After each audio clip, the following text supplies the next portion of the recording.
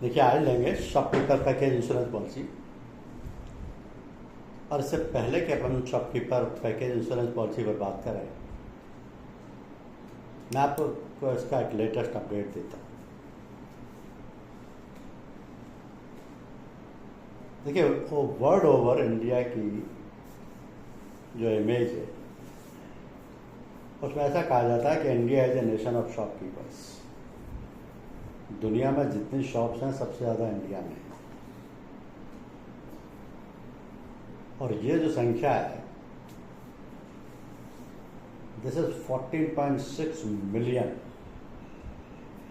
Shops in India आ गए। 1 million में 10 लाख होती हैं। आप अंदाजा लगा लीजिए, 14.6 million shops are there in the country. और एक लेटेस्ट डेटा 2024 का ये कहता है कि India has approximately 70 million small merchants which collectively control nearly 90% of the country's retail trade, जिसको कि आप शॉपकीपर्स मार्केट कह सकते हैं। और ये जो शॉपकीपर्स वाला मार्केट है,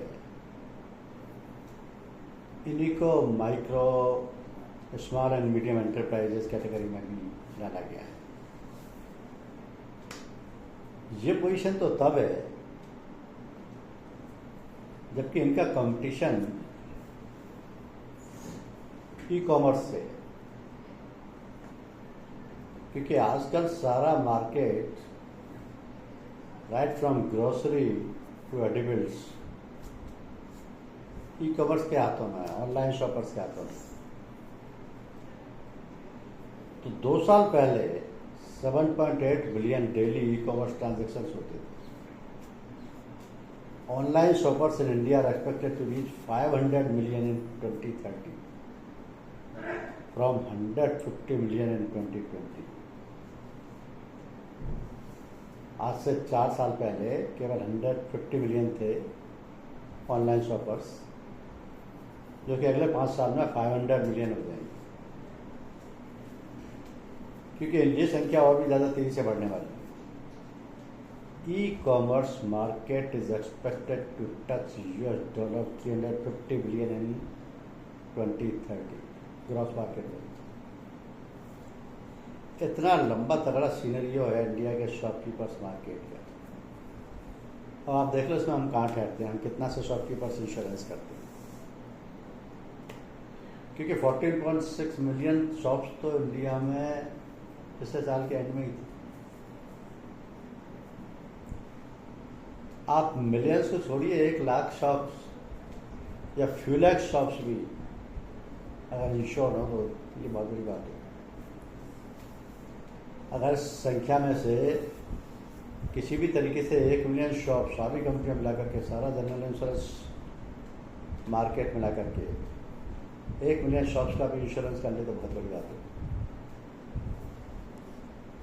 जबकि ऐसा नहीं है कि ये इंश्योरेंस नहीं चाहते। देखिए, एक शॉपकीपर अपने आप में एक एंटरप्रेन्योर होता है। उसके पीछे कोई फाइनेंशियल सपोर्ट नहीं होता, कोई कंपनसेशन करने वाला नहीं होता, कोई उसको मैनेज करने वाला नहीं होता। जो शॉपकीपर है वही, अगर वो 1 है तो भी 2 है तो भी 10, उसने 10 एम्प्लॉय रख रखे हैं तो भी। यहाँ देखने वाली चीज़ ये है कि एक शॉपकीपर को किसी भी तरीके का लॉस हो सकता है। फायर का, बर्गलरी का, मशीनरी ब्रेकडाउन का, इलेक्ट्रॉनिक इक्विपमेंट्स का, एक्सीडेंटल ब्रेक केस का, बैगेज लॉस का, एक्सीडेंटल डेथ आउट का, खुद का भी और एम्प्लॉयज़ का भी, थर्ड पार्टी लायबिलिटीज़ का, लॉस ऑफ मनी का, ये सारे लॉस किसी भी शॉपकीपर को कभी भी हो सकते हैं। और अगर इनमें से एक लॉस भी होता है तो किसको बियर करना है? शॉपकीपर। तो शॉपकीपर क्या चाहता है? उसके लिए बहुत सारी, इतने सारे लॉसेस को कवर करने के लिए जितनी पॉलिसी होती है उतना पॉलिसी लेना तो उसके लिए बहुत वो अफोर्ड नहीं कर पाएगा। उसके पास इतना टाइम ही नहीं। शॉपकीपर तो ये सोचता है कि मैं 4 घंटे इंश्योरेंस कंपनी के चक्कर काटूं, उससे बढ़िया 4 घंटे बैठ के दुकान पे 200-400 रुपये कमाऊँ। आमतौर पर शॉपकीपर की मेंटेलिटी यही होती है, लेकिन उसे ये भी पता है कि मेरी दुकान में कुछ भी हो गया तो मेरे को इंश्योरेंस कंपनी बचाएगी और कोई नहीं बचाने वाला, क्योंकि और कोई उसको फाइनेंशियल हेल्प भी करने वाला नहीं। तो उसको एक ऐसी पॉलिसी चाहिए जिसमें कि वो सारी रिस्क को कवर करा सके, कम पैसा देना पड़े, कम उसको पेपर वर्क करना पड़े, और उसको ये फ्लेक्सिबिलिटी हो कि वो जो सेक्शन वो चाहे वो उसको चूज कर ले। अब इसमें हर दुकानदार ये चाहता है कि उसको पैकेज पॉलिसी ऑफर की जाए,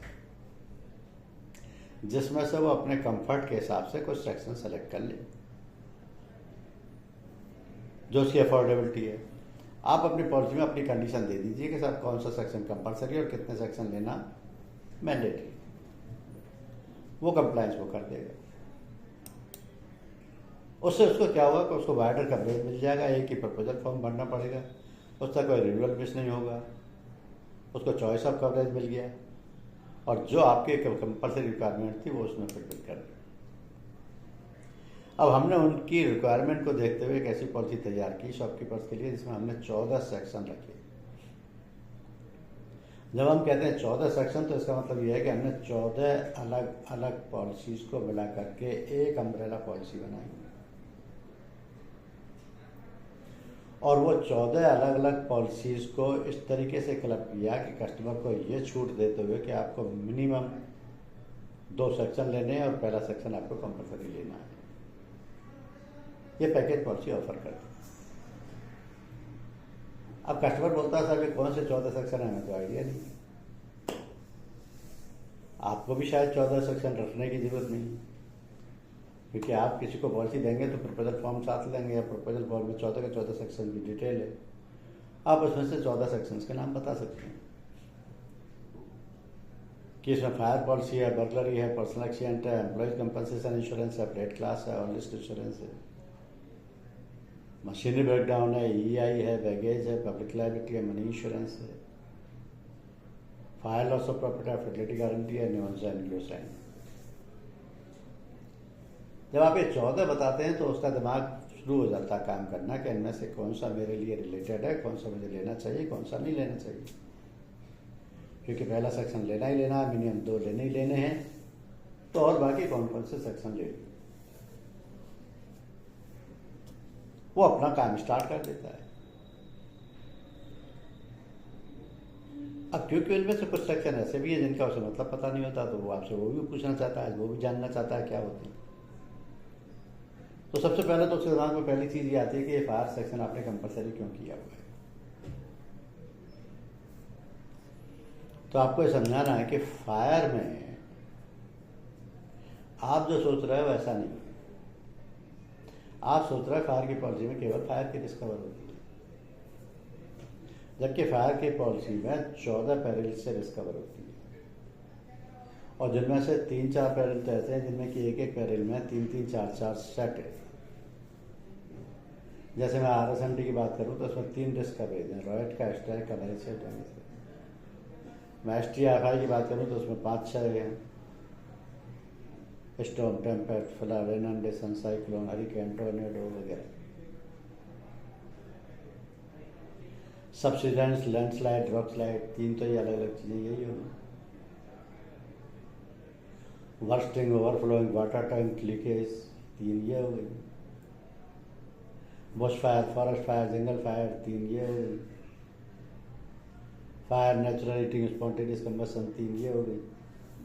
तो कितना बड़ा कवरेज है, कितनी रिस्क है, किन किन चीज़ों से आपकी प्रॉपर्टीज कवर हो जाएंगी, इसलिए ये सेक्शन मैंडेटरी है। इस सेक्शन को लेने के बाद आप बहुत सारी चीज़ों से निश्चिंत हो जाते हैं कि आपकी प्रॉपर्टी को अगर कुछ होता है तो आपकी पॉलिसी पे कर देगी। कोई रेयर ही रीजन ऐसा है जो कि इसमें कवर नहीं है, बाकी ऑलमोस्ट इतना बड़ा कवरेज है कि हर चीज़ से रिस्क कवर हो जाती है।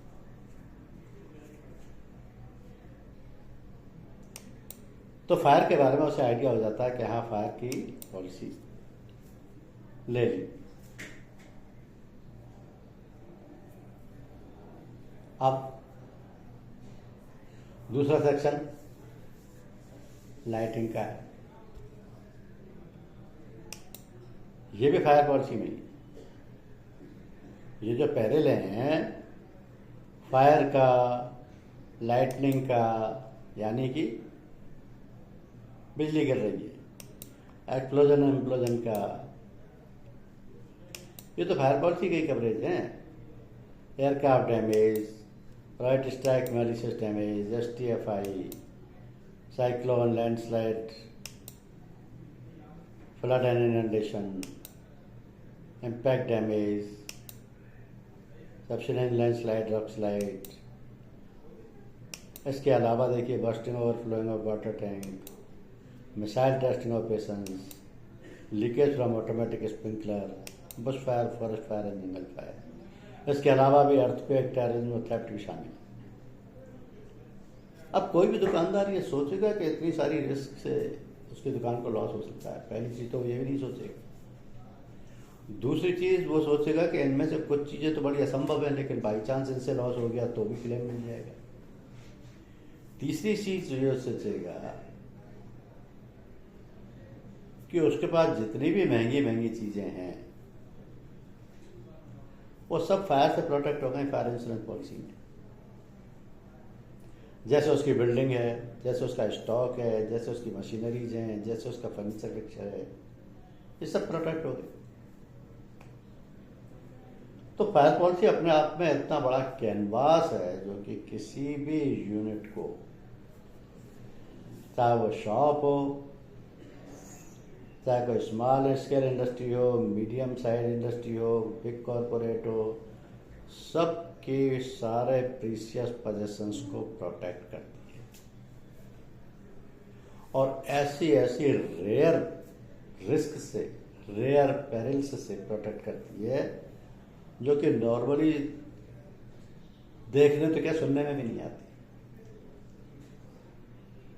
तो प्रोटेक्शन आपने आप में बहुत बड़ी बात है। इसलिए जनरल इंश्योरेंस कंपनियां इस सेक्शन को कंपलसरी कर देती हैं कि हर एक को फायर सेक्शन तो लेना ही लेना है। इसमें भी कुछ जगहों पर एड ऑन कवर के ऑप्शन दे रखे हैं कि एड ऑन कवर भी आप ले सकते हैं, तो कवरेज बहुत बड़ा हो जाता है। लेकिन ये तो केवल एक ही सेक्शन हुआ।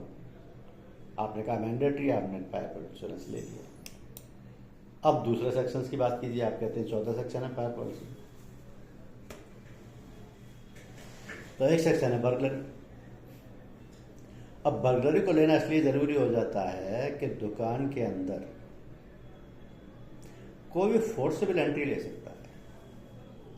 नॉर्मली फोर्सेबल एंट्री दुकानदार के एब्सेंस में ली जाती है, लेकिन दुकानदार के रहते हुए अगर वो हथियार के दम पे, गुंडागर्दी के दम पे अगर कर रहा है तो वो भी बर्गलरी और एक क्राइम है। इसके खिलाफ FIR भी होती है। खिड़की तोड़ना, दरवाजे तोड़ना, ताला तोड़ना, माल ले जाना जबरदस्ती हथियार के दम पे, ये सब बर्गलरी में आता है। चोरी तो उसके सामने छोटा ऑफेंस है। तो बर्गलरी का ऑप्शन है, कंपलसरी नहीं है। दुकानदार चाहे तो अपने लिए बर्गलरी सेक्शन सेलेक्ट कर सकता है। फिर तीसरा सेक्शन आता है पर्सनल एक्सीडेंट का। अब बहुत 70% 75% केसेज में दुकानदार नॉर्मली सेल्फ एंटरप्रेन्योर होता है। 20-25 केसेज में जहाँ पर कि बड़ी दुकानें हैं, बड़े शोरूम्स हैं, वहाँ पार्टनरशिप में है या जॉइंट नेम से या बड़ी स्टाफ टीम के साथ काम होता है, वरना ज़्यादातर केसेज में अकेले होते हैं।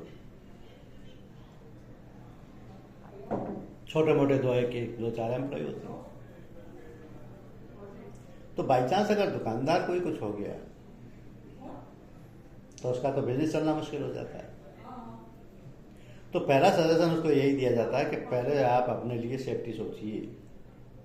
आपका ही अगर पर्सनल एक्सीडेंट हो गया तो आपका क्या होगा और आपके धंधे का क्या होगा। तो इस पॉलिसी में पर्सनल एक्सीडेंट में आपको एक्सीडेंटल डेथ का कवरेज मिलेगा, परमानेंट टोटल डिसेबिलिटी का कवरेज मिलेगा, परमानेंट पार्शियल डिसेबिलिटी का कवरेज मिलेगा, मेडिकल एक्सपेंसेस अप टू 5000 पर एम्पुटेशन का कवरेज मिलेगा। इसलिए आप अपने लिए PA सेलेक्ट जरूर कीजिए। और PA शायद जनरल इंश्योरेंस की कैटेगरी में सबसे सस्ती पॉलिसी है, इसका प्रीमियम भी बहुत कम होता है। पॉलिसी ज़रूर सस्ती हो सकती है, लेकिन पर्सनल एक्सीडेंट के हिसाब से इंडिया उस लिस्ट में भी टॉप पर है। क्योंकि आजकल जिस रफ्तार से एक्सीडेंट हो रहे हैं, बोलिए।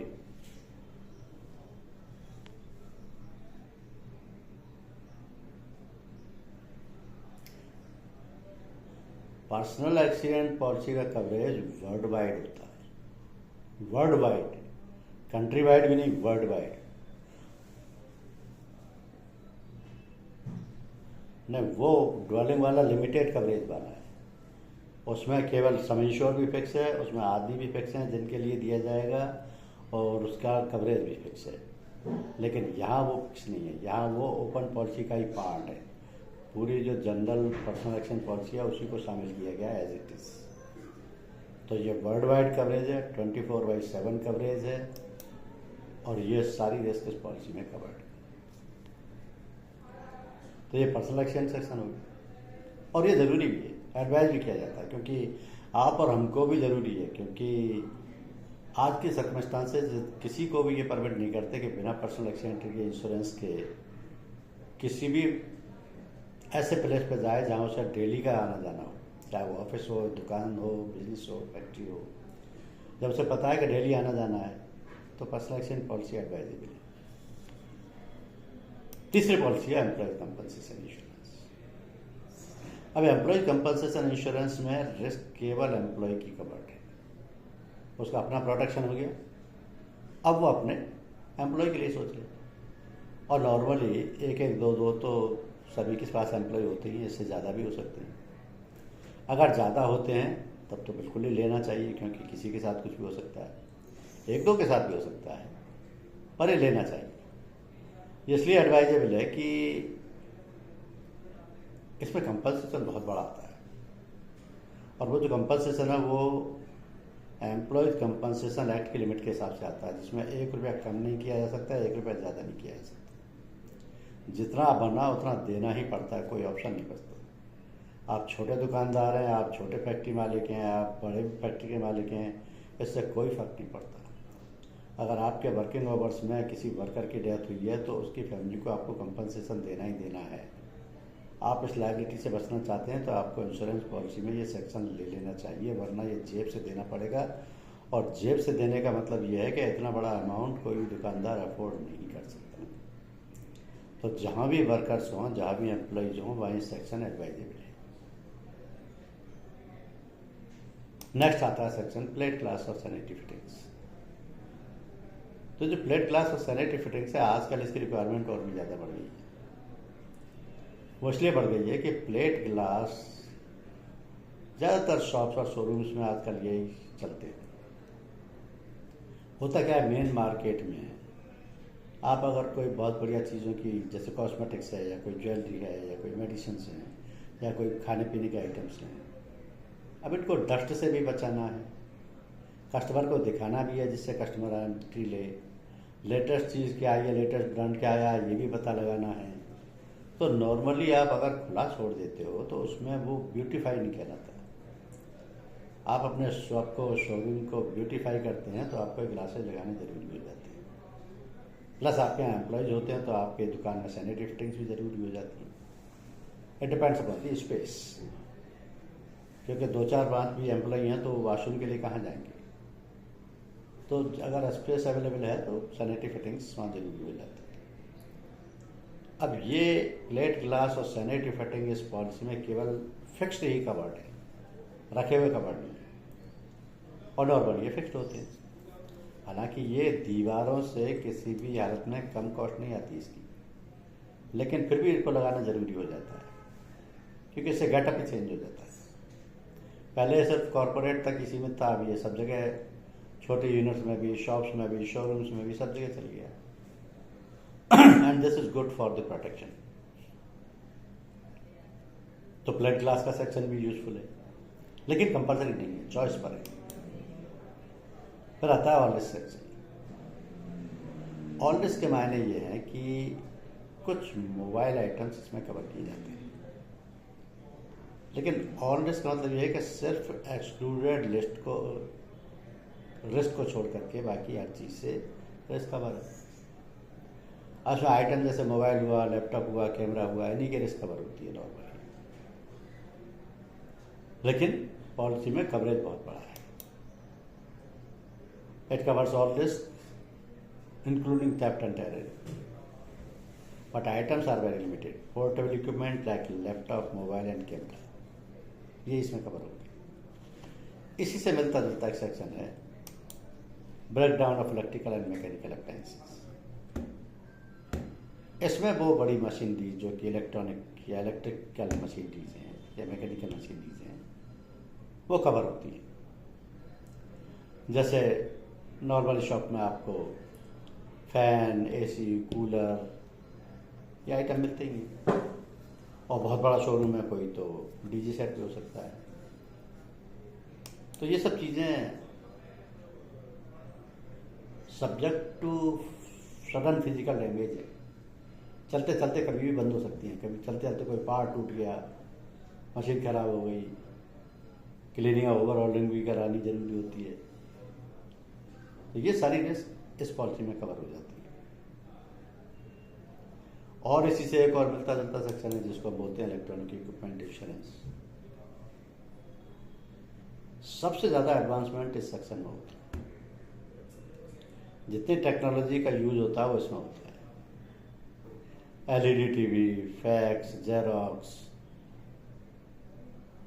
म्यूजिक सिस्टम्स, ये इस तरीके के आइटम इसमें इवन है। हाँ, इलेक्ट्रॉनिक आइटम है, यस, वो भी इसमें आ जाएगा। इवन तुम्हारे कंप्यूटर इसमें आ जाएगा, क्योंकि कंप्यूटर का जब इसमें शामिल करते हैं तो आप एक कंप्यूटर को नॉर्मली आजकल आप उसमें देखते हैं बड़ा छोटा सा आपको डेस्कटॉप दिखाई देता है, लेकिन जब कंप्यूटर इंट्रोड्यूस हुए थे तो कंप्यूटर का मतलब होता था CPU, keyboard, monitor, printer, stabiliser, UPS system और फिर सॉफ्टवेयर, ये सब उसका पार्ट हो गया। एक डिसएंट्री ने छोड़ दी। तो ये रिस्क केवल इलेक्ट्रॉनिक इक्विपमेंट इंश्योरेंस सेक्शन में ही कवर होती है। इसलिए ये थोड़ा सा तीनों सेक्शन मिलते जुलते हैं, लेकिन आपको थोड़ा उसको यूँ डिफ्रेंशिएट करना पड़ेगा कि इलेक्ट्रॉनिक इक्विपमेंट अलग हैं, इलेक्ट्रिकल और मैकेनिकल आइटम्स अलग हैं, और ऑल रिस्क के आइटम्स अलग हैं। उससे आपको सिंप्लीफाई हो जाएगा। फिर आता है बैगेज इंश्योरेंस।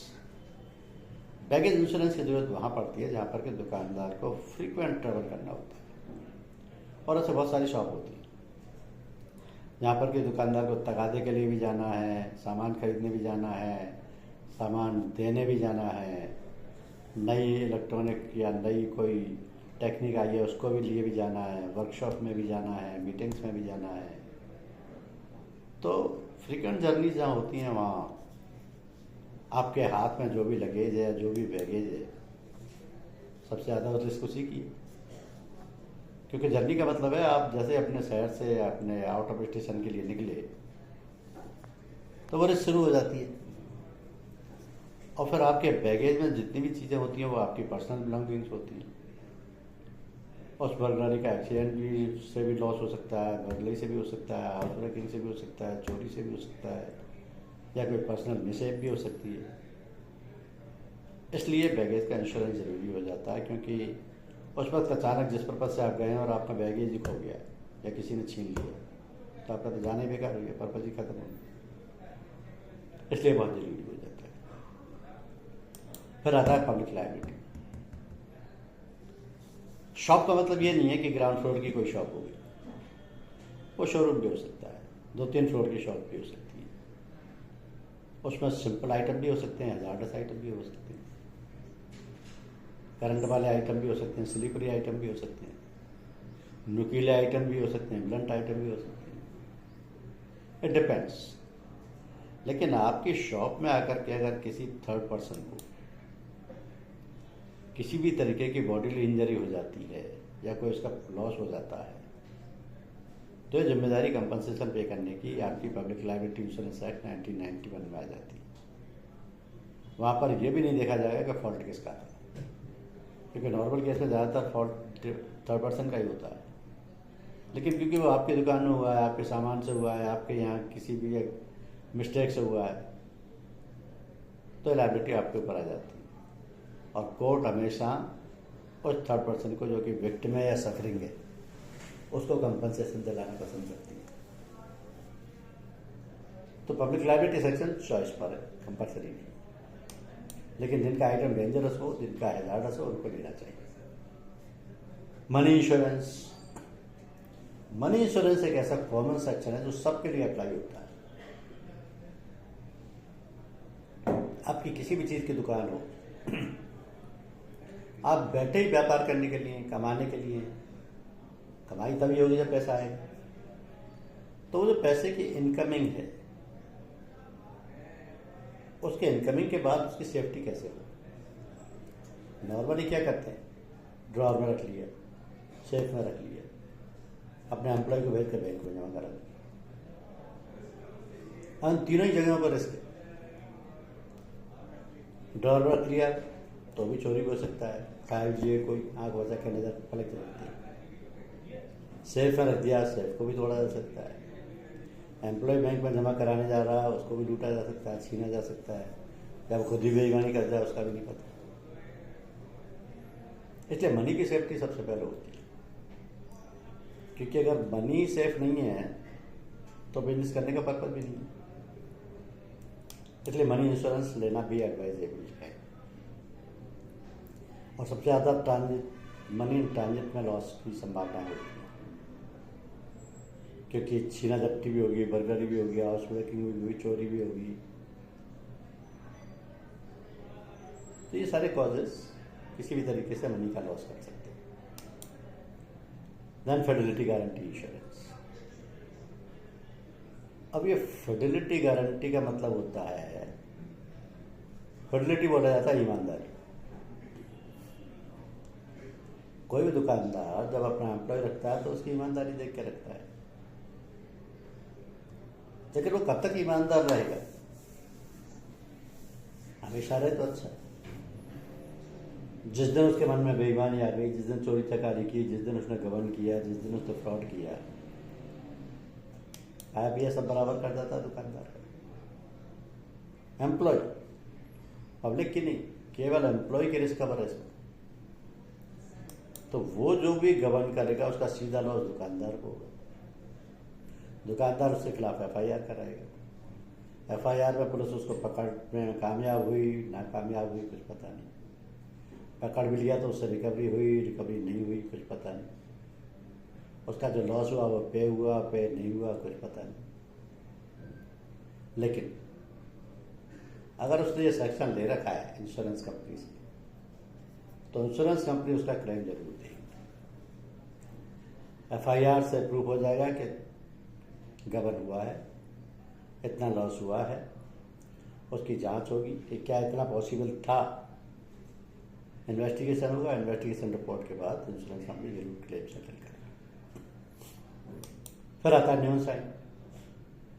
अब नॉन साइन का मतलब है कि एडवर्टाइजिंग मटेरियल, इसको आप लॉक एंड की में तो रख नहीं सकते, ये स्टॉक में भी शामिल नहीं होता, और ये जितना बड़ा होगा उतनी इसकी ज़्यादा कॉस्ट होगी। और ये क्योंकि हमेशा ओपन में रहता है तो उसकी रिस्क भी ज़्यादा होती है। एक्सीडेंटल रिस्क भी है, चोरी की रिस्क भी है, आग की रिस्क भी है, हड़ताल दंगे की रिस्क भी है, भूकंप से भी नुकसान हो सकता है, इम्पैक्ट से भी नुकसान हो सकता है। तो इसको स्टॉक में शामिल नहीं करते, इसकी रिस्क अलग से ही कवर होती है। और न्यून साइन, ग्लो साइन, होर्डिंग्स, ये सब एक ही कैटेगरी के हैं। हर अच्छे या बड़े दुकानदार की दुकान पे आपको ये मिल जाएंगे। और कई जगह तो केवल 3 लेटर के या 4 लेटर के नाम होते हैं, बाटा जैसे, टाटा जैसे, लिबर्टी या जो कुछ भी है। तो जितने भी ब्रांडेड प्रोडक्ट हैं, इनके बोर्ड भी, न्यून साइन भी ब्रांडेड हो जाते हैं। इनका लोगो होगा, एक छोटा सा नाम होगा, लेकिन बोर्ड बड़ा होगा, क्योंकि ब्रांडेड प्रोडक्ट है। इसलिए उसका भी इंश्योरेंस कराना पसंद करते हैं, और ज़रूरी भी हो जाता है, कराना भी चाहिए। फिर आता है fire loss of profit policy. ये आपको समझने की जरूरत है, क्योंकि लॉस ऑफ प्रॉफिट पॉलिसी के मायने हैं कि ये किसी भी प्रॉपर्टी की रिस्क कवर नहीं करती। Fire loss of profit policy के मायने हैं इसमें कोई आइटम का लॉस पे नहीं होता, ना तो किसी बिल्डिंग का, ना किसी मशीनरी का, ना किसी फर्नीचर पिक्चर का, ना किसी स्टॉक का, कोई लॉस पे नहीं होता। और ये पॉलिसी अकेले मिलती भी नहीं। ये पॉलिसी तभी मिलेगी जब फायर पॉलिसी ले रखी हो, तो फायर पॉलिसी तो लेना कंपलसरी है, इसलिए मिल गई इसमें। फायर प्लस FLOP हो गई, लेकिन इसमें किसी भी तरीके के किसी आइटम का कोई लॉस कवर नहीं है। इसमें केवल एक ही लॉस कवर है, वो है प्रॉफिट का या इनकम का। अब ये इनकम का लॉस क्यों हुआ या प्रॉफिट का लॉस क्यों हुआ, ये उससे भी ज़्यादा इम्पोर्टेंट है, क्योंकि ये किसी ऐसे कारण से होना चाहिए जो कि फायर पॉलिसी में कवर हो, और फायर पॉलिसी में क्लेम पेबल। अगर वो रीजन फायर पॉलिसी में कवर नहीं है, फायर पॉलिसी में उससे क्लेम पेबल नहीं है, तो लॉस ऑफ प्रॉफिट पॉलिसी भी क्लेम पे नहीं करेगी। इसका मतलब ये हुआ कि जो फायर पॉलिसी के पेरिल होते हैं वो इसके पेरिल होते हैं, जो फायर पॉलिसी के एड ऑन होते हैं वो इसके एड ऑन होते हैं। जो क्लेम सेटल फायर पॉलिसी में होगा सम इंश्योर्ड के हिसाब से, तब उसके बाद इसका FLOP यानी लॉस ऑफ प्रॉफिट सेटल होगा। लेकिन लॉस ऑफ प्रॉफिट नॉर्मली दो कारणों से होता है, या तो टर्नओवर कम हो गया या कॉस्ट ऑफ वर्किंग बढ़ गई, और ये फायर पॉलिसी में कवर्ड किसी भी पैरल के कारण हो सकता है। जैसे बाढ़ आ गई, आग लग गई, साइक्लोन आ गया,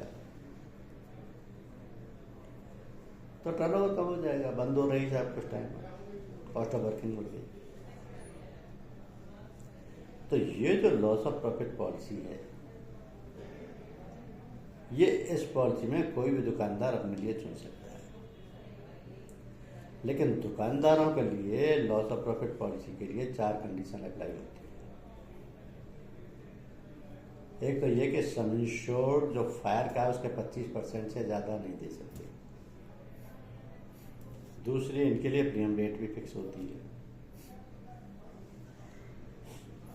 तीसरा, इनके लिए मिनिमम इंडेमनिटी पीरियड भी 3 महीने से ज़्यादा नहीं हो सकता। ये सब शॉपकीपर्स के लिए लिमिट लागू हो रही है। प्रीमियम रेट भी फिक्स है, इंडेमनिटी पीरियड भी ज़्यादा नहीं होना चाहिए, सम इंश्योर्ड कितना होगा वो भी देखना पड़ेगा। लेकिन फायर लॉस ऑफ प्रॉफिट दे सकते हैं क्योंकि फायर का सेक्शन ले रखा है। और इसमें जैसे मान लिया बाढ़ से लॉस हुआ है, 15 दिन पानी भरा रहा, दुकान का सारा सामान खराब हो गया और दुकान 4 महीने बंद रही।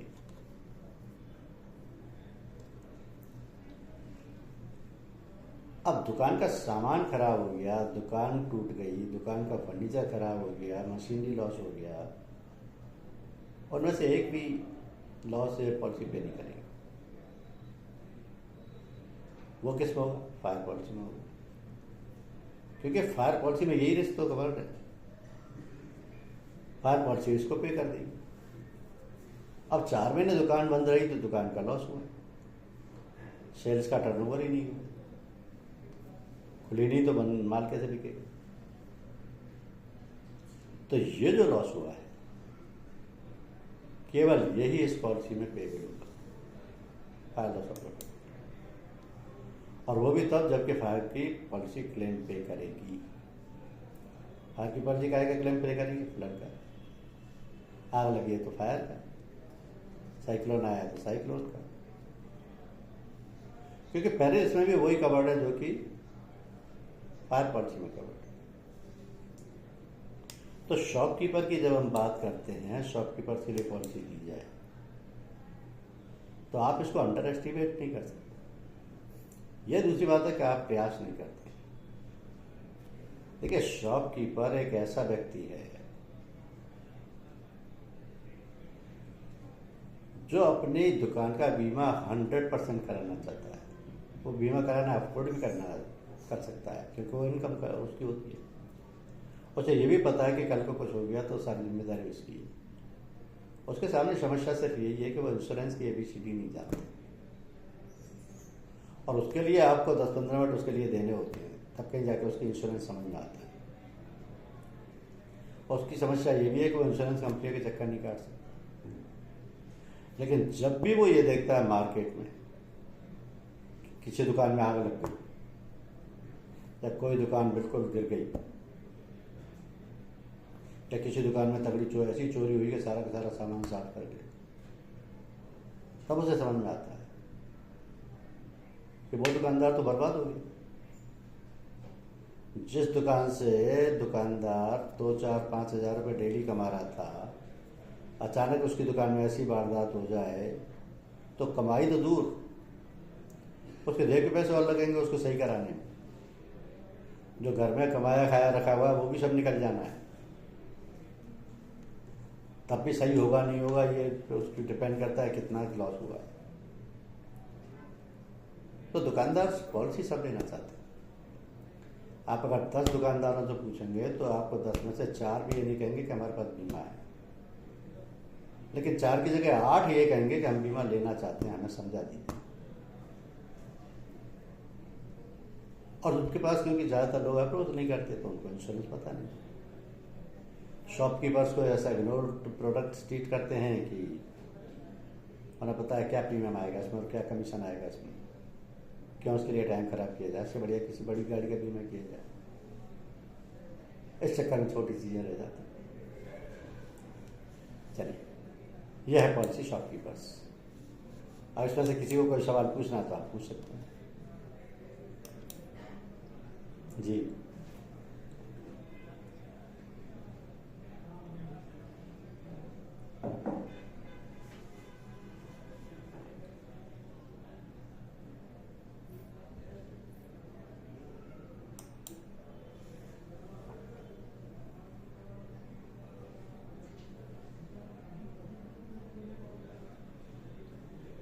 नहीं देखिए, दुकान में तो सिर्फ उसका स्टॉक कवर हो सकता है, गोडाउन नहीं कवर हो सकता। गोडाउन के लिए तो उसको अलग से पॉलिसी लेनी पड़ेगी। दुकान में क्या स्टॉक है ये कवर हो जाएगा, मीन्स दुकान में क्या माल है वो कवर हो जाएगा। अगर कोई उसका एडजॉइनिंग गोडाउन है या कोई सेपरेट गोडाउन है तो उसके लिए थोड़ा सा अलग कवरेज लेना पड़ेगा उसको।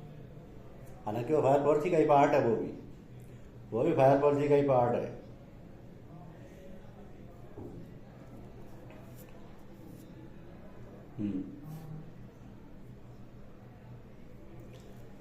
हाँ, तो उसको तो कंसिडर किया जा सकता है, क्योंकि अटैच पोर्ट्स है ना, तो किसी भी दुकान में जो, हाँ, उसको गोडाउन ट्रीट नहीं करेंगे, वो तो शॉप का ही पार्ट होगी।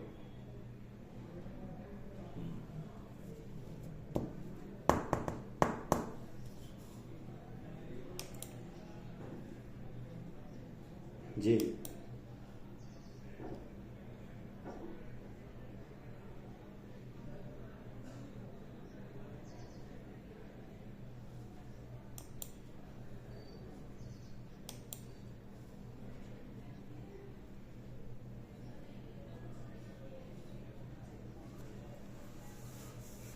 देखिए, डिपेंड करेगा इसके शॉप के मेरिट पर।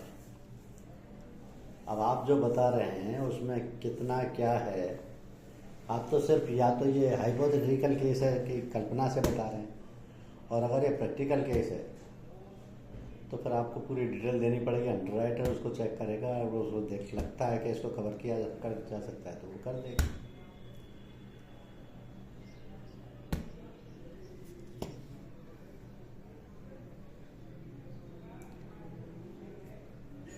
ये देखना पड़ेगा ना कि वो तीनों रूम एक ही दुकान का पार्ट हैं या तीनों में कुछ अलग वेरिएशन है, या ओनरशिप अलग है, या ट्रेड, नेचर ऑफ ट्रेड अलग है, वो भी तो देखना पड़ेगा ना। क्योंकि अगर ये कहना चाह रहे हैं कि एक ही दुकानदार की 4 तरीके की दुकानें हैं, तो फिर तो वो 4 अलग अलग दुकानें होगी।